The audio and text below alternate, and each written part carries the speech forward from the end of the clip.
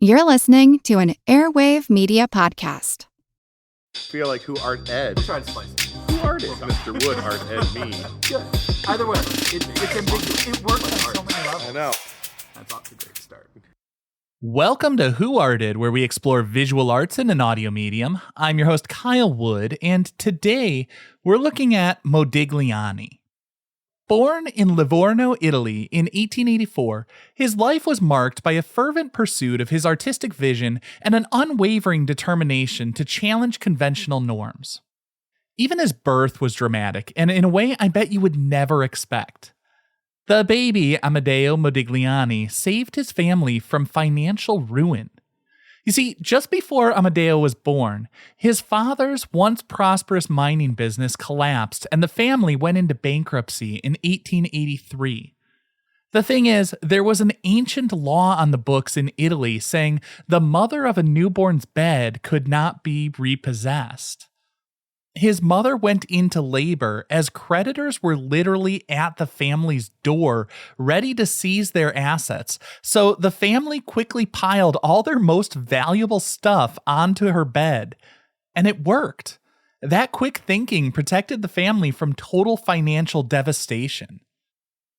Now, Modigliani's artistic inclinations were evident even from a young age. His mother, Eugenie Garcine Modigliani, recognized his talent and nurtured his artistic pursuits. Unfortunately, he was a sickly child. He contracted multiple serious illnesses, including pleurisy, which is an inflammation in the lining of the lungs and chest. He actually got that one twice by the age of 16.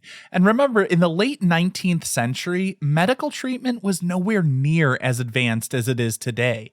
They largely focused on bed rest and hope that after weeks or months, the body would be able to fight it off.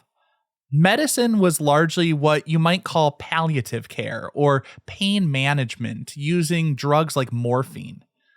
As a child, Modigliani also contracted typhoid and tuberculosis.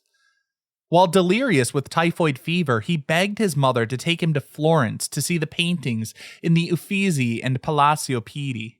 His mother eventually fulfilled his wish. She also enrolled him in classes with the painting master Guglielmo Micheli, a painter who introduced him to the Macchiaioli movement, known for its emphasis on light and color. You might think of that as sort of the Italian counterpart to French Impressionism.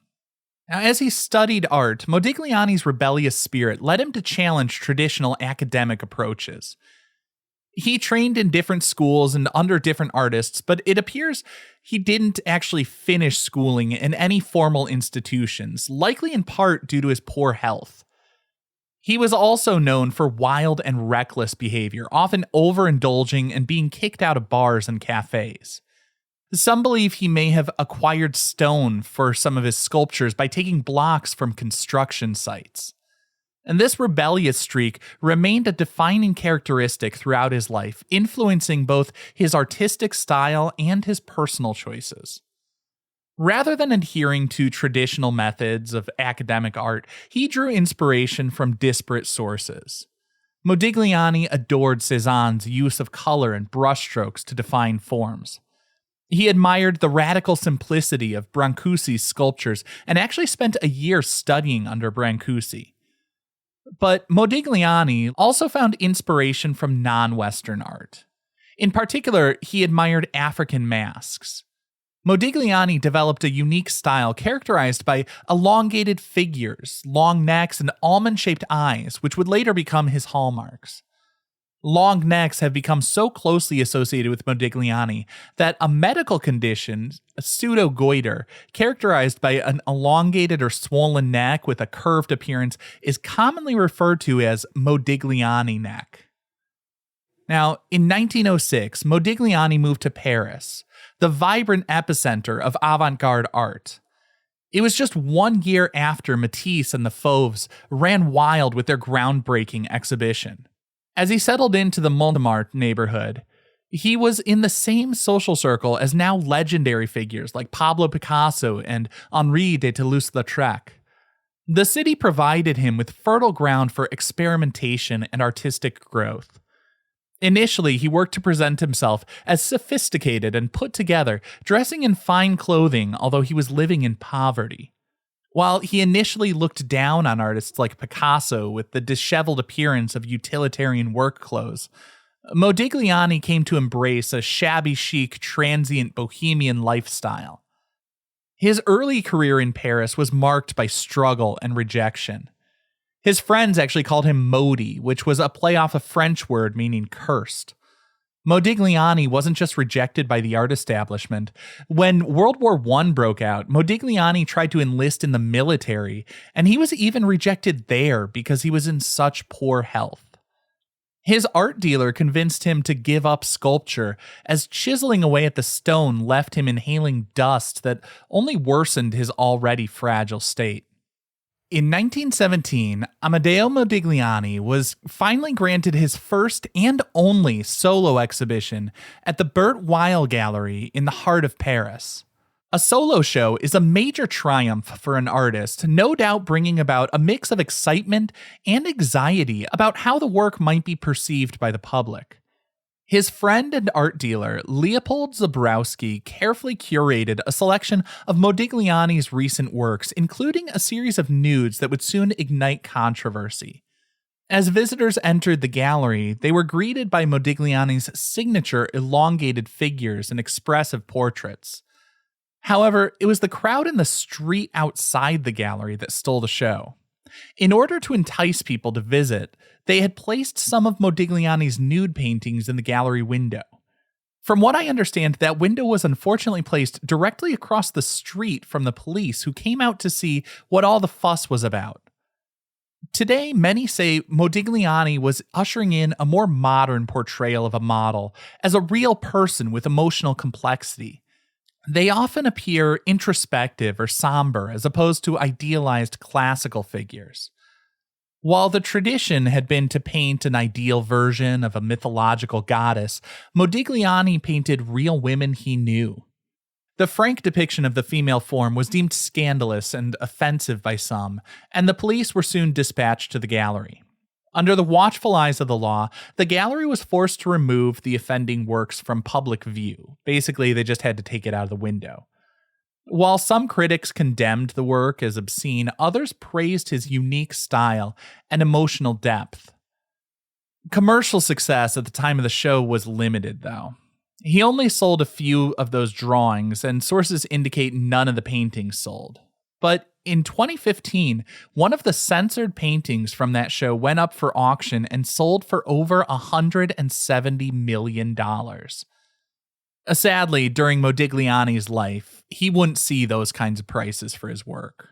Reportedly, he was so impoverished that he was bartering his artwork for meals. While he didn't sell much during that solo exhibition, even back then, a controversy would generate views, and that was worth something. It solidified Modigliani's position as a charismatic bad boy within the Parisian avant-garde. His artistic journey was intertwined with a vibrant social life. He frequented cafes and salons where he mingled with fellow artists and intellectuals.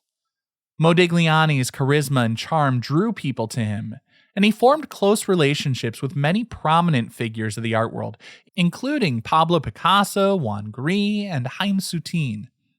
Many say that Modigliani lived fast, diving fully into his passions because he knew that he was on borrowed time. At the age of just 35, Amedeo Modigliani passed away from tubercular meningitis, an inflammation of the brain caused by meningitis he had contracted in his youth and exacerbated by years of substance abuse.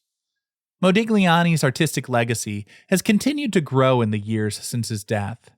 His unique style and expressive power have captivated audiences worldwide.